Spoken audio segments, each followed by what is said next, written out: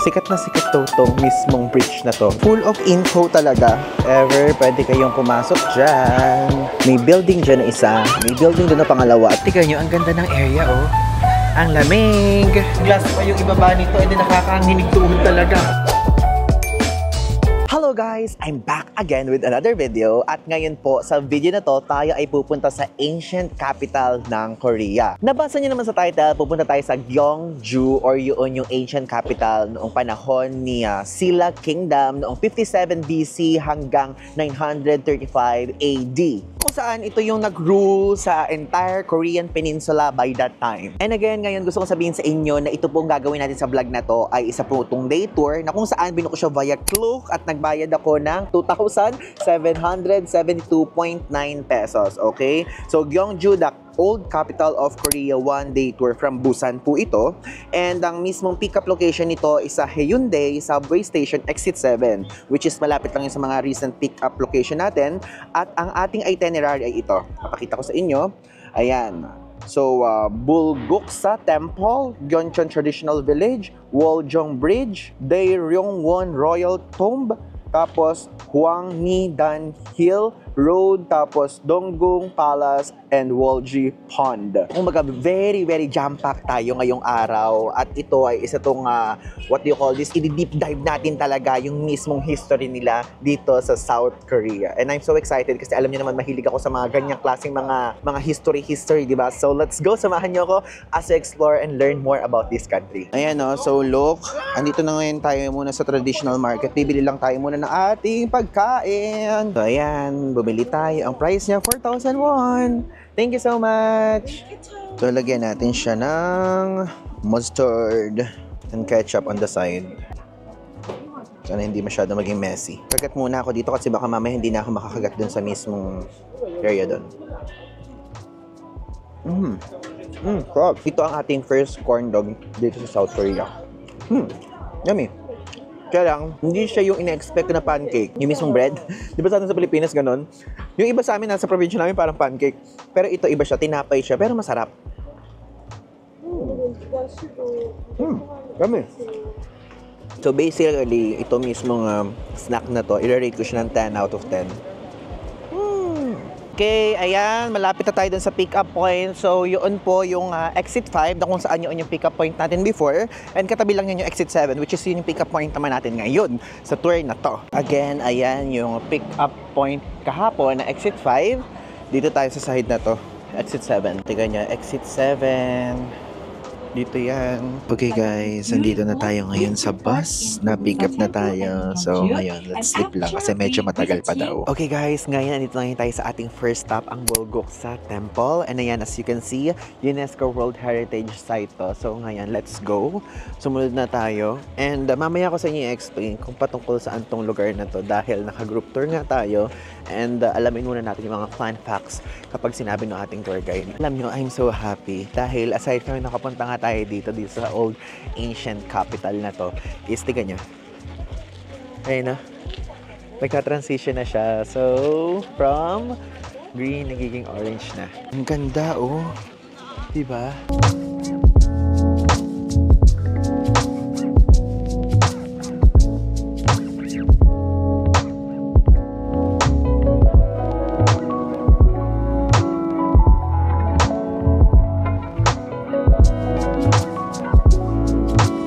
Okay, so andito ngayon tayo sa area na dito sa mismong temple. And ayan, nakikita niyo ba itong nasa taas ko? Wait.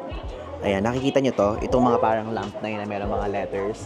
So, ibig sabihin pala niyan, wish yan for current life. Like for example, kayo, meron kayong gustong i-wish sa buhay nyo ngayon. Ayan, ilalagay nyo dyan. Then parang minimum daw na dinodonate yun is parang 80 USD. Tapos dito naman sa side dito is white naman yung flower dyan, which means death naman yan. So, for example, meron kayong namatay na kapamilya, ganyan. So, dito yung nilalagay. Kaya pala konti yung mga parang nakasulat dito kumpara dito. Dahil dito, for death. Tapos dito naman, for current life. O, diba? At least alam niyo na pagka napunta kayo dito soon. So, ayan guys. Pagka daw hinahawakan yung magkakapera daw kayo. Ayan, super hawak naman na tayo sa pig. Ting, ting, ting, ting, ting, ting. Ayan. yan, ibig sabihin may swerte na tayo dito sa kamay natin, magkakapera na tayo. Kaya if ever, kapag pupunta kayo dito, isang paniniwala yun, hawakan nyo yung pig na yun dahil yun ay nagsisimbolo na magkakaroon kayo ng pera, dadami blessings nyo, and etc. So pumunta tayo sa pinaka main building. Ito yung itsura dito.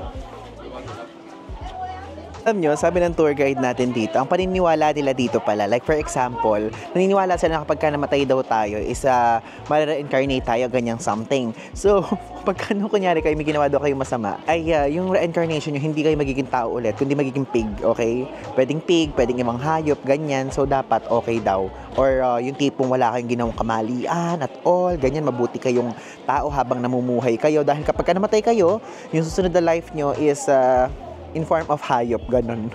So, pasensya na ha, medyo tahimik ako ngayon dahil syempre nasa temple tayo. Inaano naman natin yung boses natin, hinihinaan. You Yun, ask me, andun yung hidden this building pig. itself Andun, no? were made. Tignan nyo, dito may mga stone na ganyan. Tapos, kapag ka daw kunyari, sinira mo daw yan, ang paniniwala nila dito ay kakarmahin ka, kaya don't touch it. Dito pa, oh. Ayun, ang dami. Diba? Wow, ito pa, oh. Tignan nyo, oh. Yan na.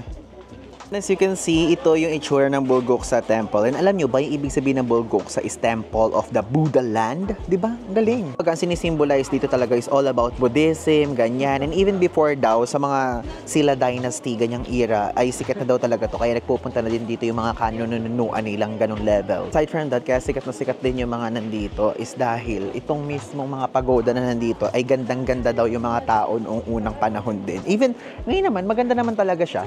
And alam nyo, hinihinaan ko talaga yung boses ko ha, kasi nasa temple tayo para hindi tayo maka-istorbo at the same time para may respect pa din, diba? Kung mag-aalam nyo, yung entire exploration natin dito sa area na to, it's all about history lang talaga mismo nitong Korea, and at least meron tayo na lamang part na ganon. And sana na-share ko sa inyo mga ibang fun facts kasi so far, hindi ganoon kalalim yung mga facts na sinasabi ko about dito sa lugar na to kasi yun lang din yung sinasabi ng mismong tour guide natin. Kaya if ever kung meron kayong time pa para mag-explore nito sa social media or mismo sa Google, search nyo na lang yung Bulguksa Temple. So ngayon, lunchtime na.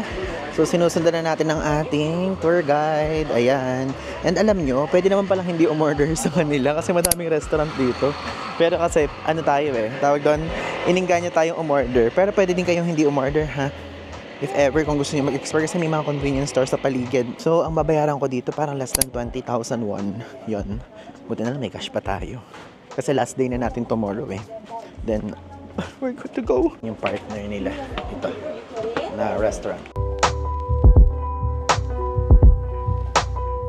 Hello guys! So ngayon, kasalukuyan, dito ngayon tayo sa Woljong Bridge. So itong Woljong Bridge is itong monumental. Mismong bridge na to ay talagang super importante noong panahon ng Silla Dynasty. And actually, napakadaming mga history dito na sinasabi talaga. And personally, hindi ko siya maintindihan. Kasi super dami mga dynasty level na ganyan. Pero ilalagay ko na lang mismo dito sa screen yung mismong mga facts about this area. Pero, ayan, nakikita nyo to. Sikat na sikat to tong mismong bridge na to. Dahil aside from meron siyang significance noong unang panahon dito, ay meron daw ditong nag-shooting. I mean, ginawa daw tong shooting location before. Okay? And personally, no bias. Even na parang napaka-complicated ng mismong meaning niya kasi sa super tagal na. Tapos meron pa daw mga hindi daw na-discover yung mismong government tungkol dito. Ay parang for me, maganda magpunta dito, nakaka-relax at nakaka-refresh. So ayun guys, nakikita niyo ba itong nasa likod? So in-explain dito na ating tour guide. And nakikita niyo ba yan? Ang sulat dyan ay Chinese na sulat. Kasi dati daw pala, nung wala pang mismong sulat o mismong official na, ano tawag doon? Hangul, basta yun. Nung wala pa daw yun, ay mismong mga Chinese na pagsusulat daw ang mga ginagamit nila dito kasi na-influensyahan daw yung Koreans before ng yun nga, Chinese influence. Pero hindi daw ibig sabihin doon sila daw under daw ng China. Sila sabi nga ng tour guide natin. Ayun na, let's go. Bumaba tayo dito sa parang stone bridge. Ayan, so magko-cross tayo dito. Kailangan malaki ang iyong buka ng ganito ang gagawin.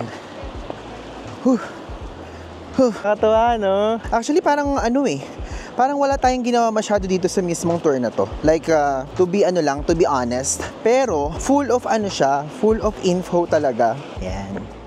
Diba? Tapos na tayo doon. Kaya ako personally, tulad ng sinasabi ko sa inyo naman lagi, yung tour na to, If ever, kung hindi kayo mahilig sa history, pwede nyo na rin naman siyang i-skip. Ang maganda lang dito, binidyo ko lang din talaga siya para ma-experience ko din at the same time, para malaman nyo din kung ano yung dapat nyo expect pag binook nyo tong mismong tour ng old ancient capital ng Korea. Okay guys, finally, andito na tayo sa ating last stop. And actually, ayan, babasahin ko. Andito ngayon tayo sa Gyeongju Dairongwon. Okay, so ito isang famous tomb complex. And ayan, nakikita nyo. Ito, meron siyang mga parang bundok na parang chocolate hills itsura, pero yan po ay tomb. Ayun, tama, ganon. And ito sa Shilla Dynasty, tulad ng sinasabi ko sa inyo kanina, ganito yung ginagawa nila. So diyan, meron diyang tao, kaya lang hindi daw nila nade-determine pa kasi hindi pa ganoon ka-updated yung mismong technology ngayon. So parang ayaw nilang sirain pa yan, ganon. But they know na meron diyang tao, na meron ditong tao, na meron doong tao, na kung saan yun yung nakalibing doon. Okay? So yun yun. Itong mga nakikita nyo dito, hindi siya halatang parang tomb siya, pero itong tomb complex na to, sikat na tourist spot. Pero again, tomb siya. Ayan o. So if ever, pwede kayong pumasok dyan. So andito tayo ngayon sa area na kung saan shopping area nila dito. So let's check kung ano mga pwede nating makita. Ano kaya ang pwede nating kainin dito, guys? Ako'y medyo nagugutom. And sabi din ng tour guide natin aside from sa mga food, plus mga anik-anik na pwedeng bilhin, pwede din kayo dito magrentang hanbok. Ayan, if ever, kung gusto nyo. Ayan, tignan nyo, sikat na sikat dito itong coin nila na waffle din. Parang dati natin kinakain. So tara, umorder tayo. Ayan, ito po ang 10 coin nila. Sarap.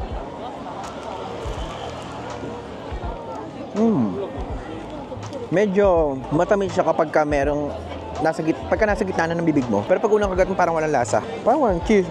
Ayun guys, tignan nyo. Umorder ako dito ng tteokbokki. Umorder ako ng fish cake. Tapos ito. So in total, ito 9,000 won yan. So ito yung ating pagkain dito. And early dinner natin to. Okay? So let's make tikim-tikim. Actually parang first time natin kakainin dito sa Korea itong mismong tteokbokki na to. And yung parang talagang maanghang levels. Kasi diba hindi nga tayo nagmamaanghang. Tikman natin. At mukhang mainit siya. Hindi ko makuha, Diyos ko Lord. Hindi ko makuha, nakakahiya. Tusukin ko na lang kaya. Diba bawal tinutusok? Ayan, nakuha ko. Maanghang. Maanghang. Pero masarap siya guys. Maanghang lang. Maanghang gumuguhit. Ngayon ko lang ganun kasi ang time ngayon, nilalaan mag-shopping. Ayoko na mag-shopping. So umupo na lang tayo dito. Ang anghang. Daw kahit maanghang siya. Kala ko tuminansik. Tuminansik ba? Daw kahit maanghang siya, i-rate ko siya na 9 out of 10. Ito type ko. Matamis na maanghang. Maanghang. Maanghang, gusto ko lang. Dito tuminansik. Natin dito. Okay, ayan, as you can see, andito na ngayon tayo sa ating last stop. And dito makikita nyo, may building dyan na isa, may building doon na pangalawa, at may building dito ang pangatlo. So dati, 30 buildings daw yun nandito, pero ngayon natira na lang is 3. Then dito meron dito artificial pond na ginawa sila. And maganda daw dito mag-picture kapag kagabi. Ayun, zoom natin para makita nyo. Diba? Kaya lang tayo, parang wala naman ako sa mood mag-picture dyan, guys. Like, parang okay na ako, natignan ko na lang muna siya mag-reflect at i-absorb, ganun-ganun. So, ngayon, titignan na lang natin yung mismo mga views. Tapos, inhale-exhale na lang kasi parang napaka-nature vibe talaga ng mismo lugar na to. Ayan, oh. Diba? Tignan nyo, oh. Ang ganda. Maganda din yung mga lights. At the same time, maganda din yung lugar.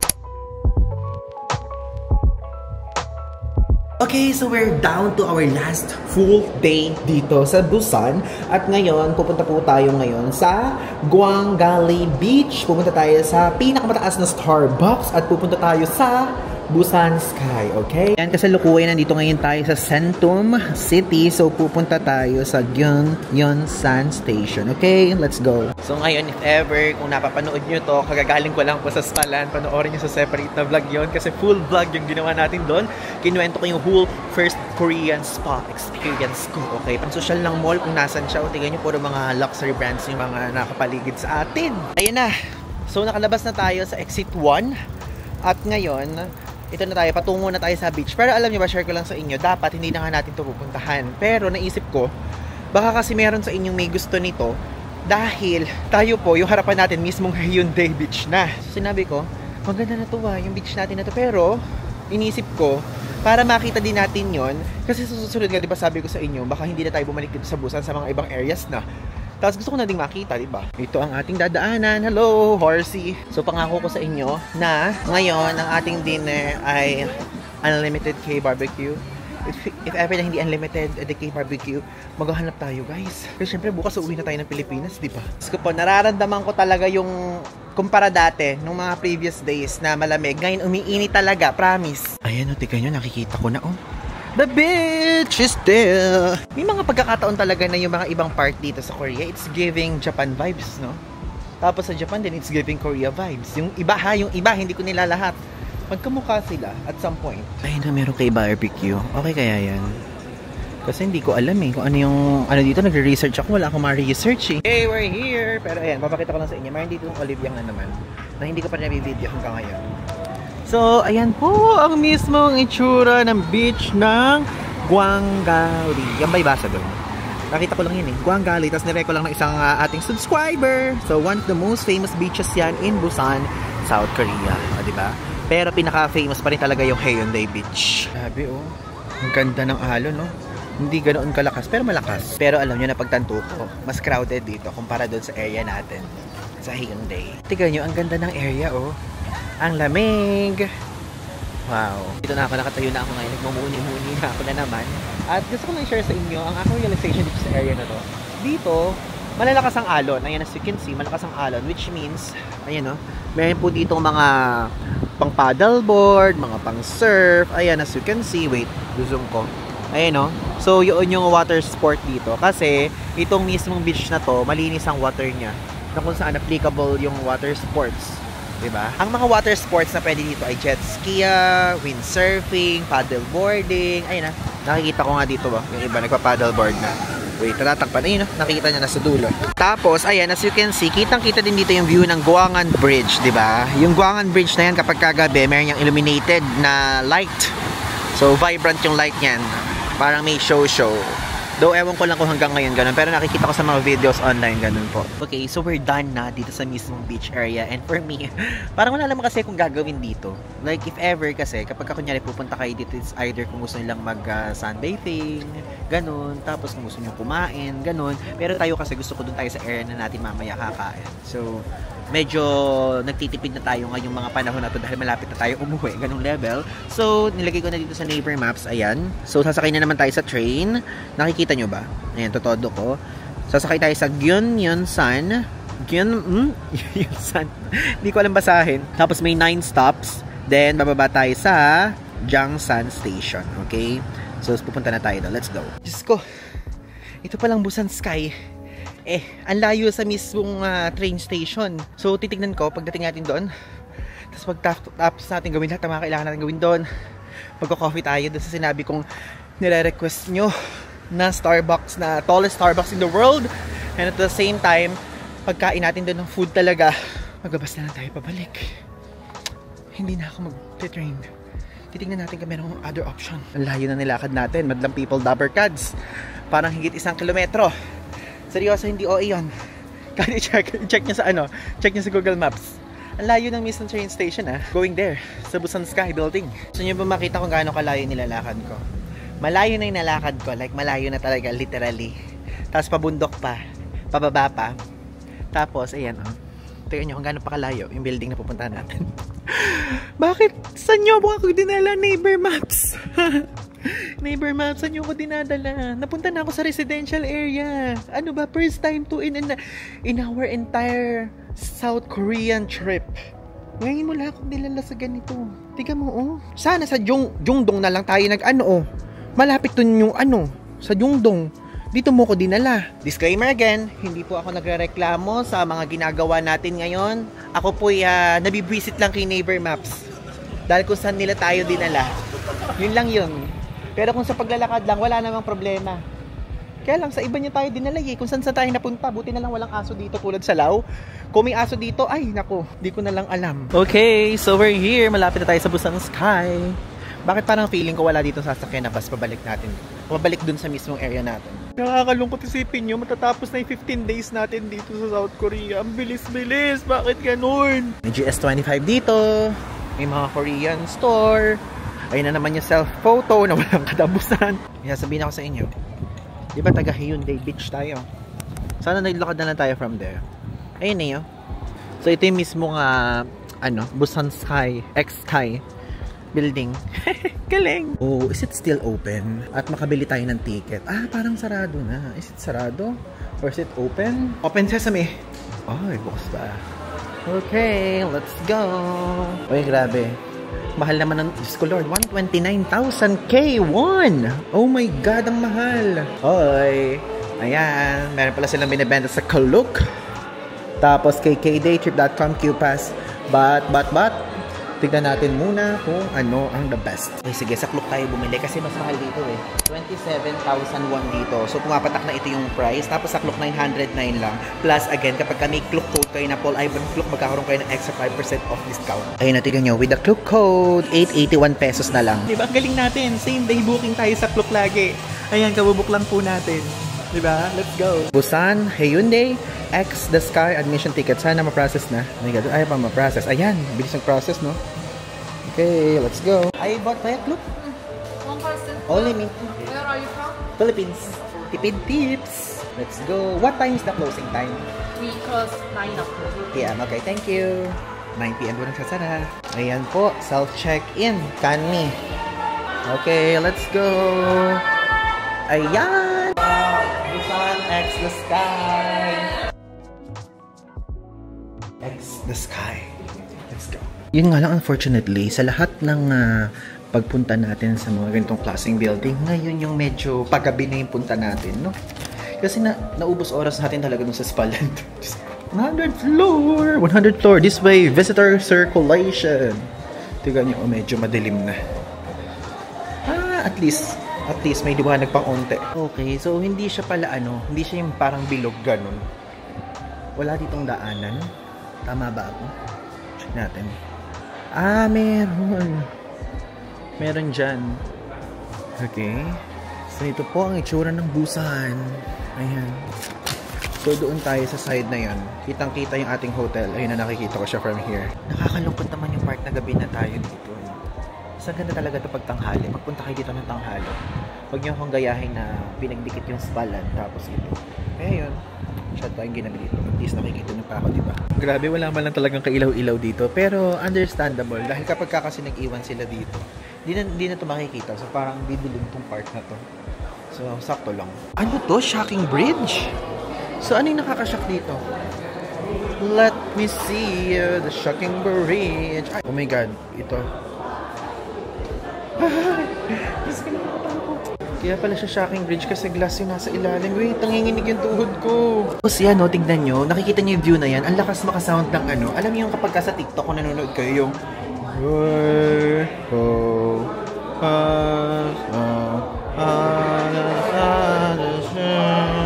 kasi nakakatakot to. Oh my God, nakakatakot. Natatakot talaga ako. Glass pa yung ibaba nito, edi nakakanginig tuhod talaga. Labang hindi glass. Ayoko ng glass. Tignan nyo, pati sila natatakot. Kasi ako din, natatakot din ako. Kaya nga, dito pa ako hanggang ngayon eh. Grabe, oh my God, paano ako makakatawid dyan? Alam nyo yan, takot ako sa ganyan. Alam nyo yung feeling na kapag kunyari, titignan nyo parang madali. Pero kapag kayo na mismo gagawa dun, yun yung hindi madali eh. Hindi ko titignan. Tingnan natin. Wait, nakikita ko talaga sa baba. Nakikita ko talaga. Ayun o. Ayun o. Kita kasi. Ay, ang galing. Meron pala dong daanan. Sila lolo't lola dito dumaan. Sige, so sasabay po ako sa inyo. Nakakatuwa naman. Kala ko hindi na ako makakaalis. Grabing inclusivity to. Grabe kayo. Busan X Sky Building. Tignan nyo.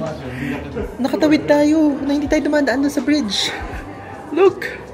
Namuta ko.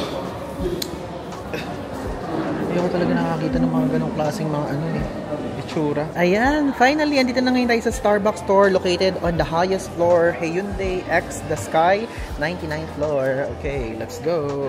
We're here sa 99th floor ng Starbucks. Okay, order na tayo. And, meron sila dito, strawberry delight yogurt blended. Iba yun. Ay, tignan nyo sa menu nila. May nakalagay. Starbucks Classic Milk Tea, Korea only. Sige na lang tayo. Ang galing, mayroon sila mga exclusive sa Korea lang na menu. 120, Starbucks Classic Milk Tea, iced. And this one. Okay, so ayan, dumating na yung order natin ngayon. Starbucks Classic Milk Tea na dito lang available sa Korea. So, tikman na natin. Ay, masarap. Ang parang kalasa niya yung sa Cha Time na Classic Pearl Milk Tea. Masarap. And bumili tayo ng cookie. Alam niyo naman, mahilig tayo dyan. And share ko lang sa inyo, alam niyo ba, kaya din tayo talaga pumunta dito at pinush ko din to. Siyempre, gusto ko din makita yung Busan X Sky building. Tapos, gusto ko lang i-share sa inyo na isa kasi sa mga subscriber natin, si Wayo ang pangalan niya, is ang ginagawa niya, lagi siyang sumusuport sa atin, lagi siyang nagko-comment. Tapos, gusto ko lang siya i-shoutout dito sa vlog na to kasi mahilig siya sa Starbucks. Super hilig niya. And actually, may message niya ako na pumunta daw ako sa pinaka-famous na Starbucks sa Seoul. Kaya lang, unfortunately, nasa Busan na tayo nung may message niya tayo. And speaking of, nag-IG story siya ng ating vlog na pinanonood niya sa Starbucks. Ganyan siya ka-supportive. Kaya ngayon, Wayo, itong vlog na to, dinededicate ko to sa'yo. Ayan o, di ba? Na mahilig sa Starbucks. Tapos, ayan, andito ngayon tayo sa pinakamataas na Starbucks sa buong mundo. O, ayan na. Wayo, ayan. I-story natin yung story mo sa akin. Wait. Ang bagal. Ayan, na-story ko na. O, ayan. Tapos, guys, alam nyo, so far, ito yung parang pinaka nakakatakot for me na observation deck. Kasi puro glass yung nasa ibaba. Para siyang mahanakon. Merong ganong area dito. Nakakatakot. So, sabi kong ganon, okay. Hindi ko alam kung paano ako bababa papunta dito sa Starbucks. Buti na lang, nakita ko, yung mga senior citizens ay hindi sila dun dumadaan sa mismong glass bridge. Merong parang hidden area. So, dun tayo nagpunta. Okay, so ngayon naman, tikman na muna naman natin tong cookie. Alam niyo yan, nahilig ako sa cookies talaga, di ba? So, sabi ko nga, magkikake ako. Pero nung nakita ko may cookies sila. Okay, sige, cookies. Ito.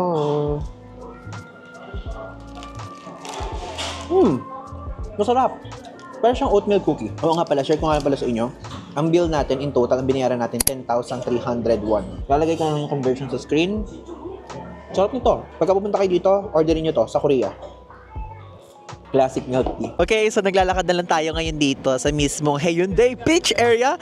At tapos na tayong mag-shopping doon sa mismong Olivyang. At abangan nyo sa susunod na vlog kung gaano kadami yung ating shopping doon. Diyos ko Lord! Olivyang! Tingnan nyo, yung mismong beach area. Nakikita nyo? Buti ang liwanag pa dito sa camera. Nakikita nyo ba yung alon? Napakalakas oh. Ang lakas-lakas ng alon. And so far, ngayon ang gagawin natin, gusto ko maghanap ng K-barbecuehan. Kasi, syempre, last full day na natin dito ngayon sa Korea. Gusto natin, ma-experience natin ulit yun. Re-research ako kung saan mura makakakain nun. Kaya lang, lagi sa mga nire-research ko, walang lumalabas na unlimited. So, might as well, mag-K-barbecue tayo pero hindi na lang talaga siya unlimited. And maghanap tayo ng tumatanggap ng card, ng GCash card, ganyan kasi ayoko na mag-withdraw. Kasi guys, papaubos ng ating money dito. Nasulit natin yung withdraw natin na 600,000 won. Okay, so time check, it's already 10 o'clock at ngayon lalabas tayo. And yes, gigimik tayo dahil meron tayong kaibigan na nandito ngayon. And I think kilala niyo siya, napapanood niyo siya dito sa YouTube. Siya si Dave Gino. So ngayon, let's meet him. Kasama niya yung KTO team o yung mismong tourism board dito sa Korea, and kasama niya din mga ibang creator. So, in-invite niya tayo and sinabi niya, meet tayo ngayon. And kasi ngayon, nandito sila sa Busan kasi iniikot nila yung South Korea ngayon. So, let's go. Pero hindi ko nadadalhin tong mismong camera ko. Maybe dito na lang sa ating iPhone tayo mismong mag-video later. Ayan! So, back to iPhone vlogging tayo! Okay, punta tayo dun sa mismong meet-up point namin. So, sa Thursday party?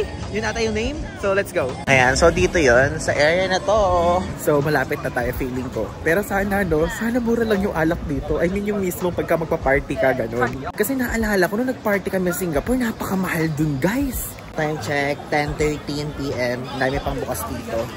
Look. Diba? Ayun na, nakita ko na. And mamaya, mag-mute-mute na lang tayo doon. Dahil, syempre, may mga tugtog doon. Bawal tayo mag-play ng tugtog dito sa channel natin. Kundi makaka-copyright tayo. Saka sana, tumatanggap sila ng card. Kasi hindi na tayo nag-withdraw ng cash eh.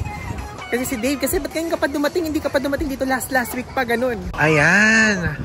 Diyan guys, sa Thursday party. Hello! Hello, Dave! Hindi na ako nagdala ng camera kasi syempre, nagdagbit-bit ko. Okay guys, so ngayon pupunta tayo sa Somyeon? Somyeon! Because Diana recommended a bar.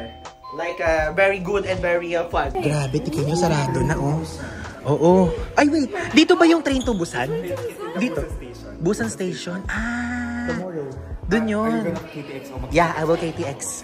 Oh, dun pala yun. Grabe. Guys, finally nakasama natin si Dave sa isang trip. Oh my God, nakasama ko din si Ivan. My God, dito pa kami sa Busan nagkita. Oo nga. Sa Maynila hindi tayo nagkikita. Oo, kasi napakagalanit. Mayaman kasi. Hindi mas mayaman siya. Hindi mayaman yun. Dito sa akin. Tapos alam niyo ba, in-interview yan sa ano, magiging artista na yan. In-interview ka ni Bianca Gonzalez. Pag-ibig celebrity. Oo. Going to Star Magic na Hindi siya. naman, hindi pa rin. Dave Gino getting single journey ticket. Yan. Kasi nakalimutan niya yung ano niya, T-Money card niya. Diba? Iba-ibang lingwahe. Nagtigo sa kachukin. Diba guys? Hindi namin siya naiintindihan eh. So guys, so kasama namin ni Dave na si Diana. Sinasabi niya, ba't daw ang bilis kong magsalita ko? Si Dave, napakabagal magsalita. Ako, napakabilis naman. Why? That's my branding. Fast talker. Yeah. Anong oras na? 2 a.m. 2 a.m. Kami sa beach. Core memory. You go. Go. Wow! Okay guys, andito tayo ngayon sa McDonald's dito sa Busan. At ngayon kasi naka-live tayo. I'm so thankful sa mga nagpadala sa atin. Dahil po, nagpadala sila ng pang snack. Okay hindi ko to guys hiningi, disclaimer. Pero binigay nila ng bukal sa puso nila. So ngayon, kasama natin yung newfound friend natin na si Diana from Mexico. And Dave Gino or the Corripo Traveler. Ayan. So ngayon po, ay may nagpadala naman $5. Oh my God. Ano ba? Huwag na kayo magpadala. Ayoko na, naiiyak na ako. Parang makakapunta na ako nito ng ibang bansa ulit. Thank you po. Thank you. Ayun, ma-order sila ngayon. Ayan. Guys, orderin nyo lang yung gusto nyo orderin. Habang kala mo ako magbabayad doon. Thank you po. Thank you pong marami. So ngayon, magbabayad na po tayo dito. Thank you so much po sa mga sponsors natin na nasa live. Kasi naka-live tayo. Salamat. Hindi ko ina-expect to, actually. So, gagamitin po natin ang ating Gcash card. Okay, let's insert it. Is it working? Ay, Yeah. nag-work ba dito? Oh, amazing. Ayan. Lalabas na dyan. Yung resibo. Oh, wow. Amazed. Thank you so much po sa lahat ng viewers natin dyan. I love you so much. Yes. go. You're so blessed with With them. generous Generosity friends of- on YouTube. Hirap na tayo mag-English. English? Okay. Let's go. Tayo dito.